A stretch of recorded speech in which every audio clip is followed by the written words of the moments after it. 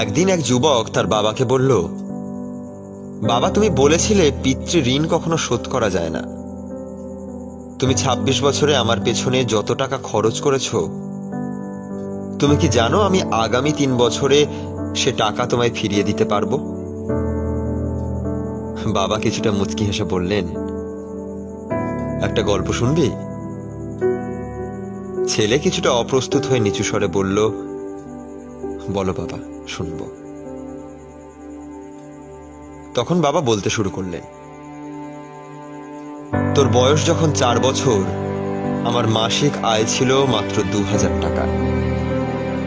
সেই টাকায় সংসার চালানোর কষ্ট কাউকে কখনো বুঝতে দিইনি। সাধ্যের মধ্যে সবসময় চেষ্টা করেছি তোর মাকে সুখী করতে। তোকে যে বছর স্কুলে ভর্তি করলাম, সে বছর আমরা দুজন পরিকল্পনা করেছি তোর পড়ার খরচের বিনিময়ে আমরা কি কি ত্যাগ করব। সে বছর তোর মাকে আমি কিছুই দিতে পারিনি।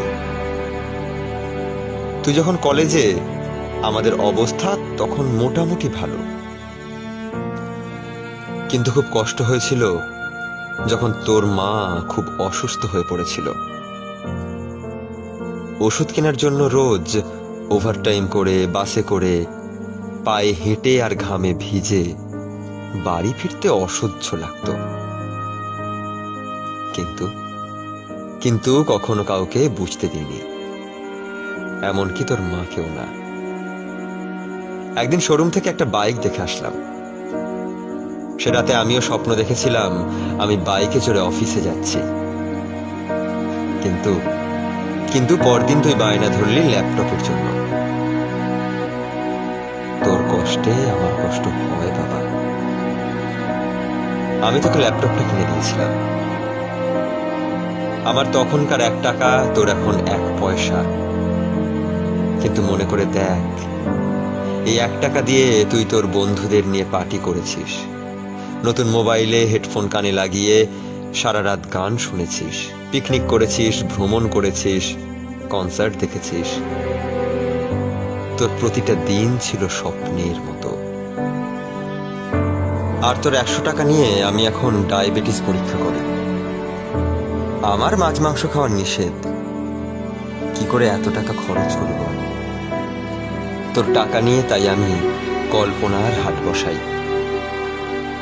সে হাটে আমি বাইক চালিয়ে সারা শহর ঘুরে বেড়াই, বন্ধুদের নিয়ে সিনেমা দেখতে যাই, তোর মায়ের হাত ধরে তাঁত মেলায় ঘুরে বেড়াই।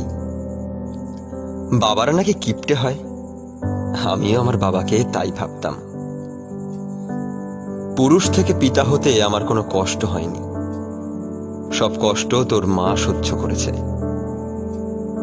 কিন্তু বিশ্বাস কর, পিতা থেকে দায়িত্বশীল পিতা হবার কষ্ট একজন পিতাই বোঝে। যুগে যুগে সর্বস্থানে মাতৃবন্দনা হলেও পিতৃবন্দনা কোথাও দেখেছিস? পিতৃবন্দনা আমি আশাও করি না। সন্তানের প্রতি ভালোবাসা কোনো পিতা হয়তো প্রকাশ করতে পারে না, তবে কোনো পিতা কখনোই সন্তানের প্রতি দায়িত্ব পালনে বিচ্যুত হয় না রে। আমি তোর পেছনে আমার যে কষ্টার্জিত অর্থ ব্যয় করেছি, তা হয়তো তুই ৩ বছরে শোধ দিতে পারবি,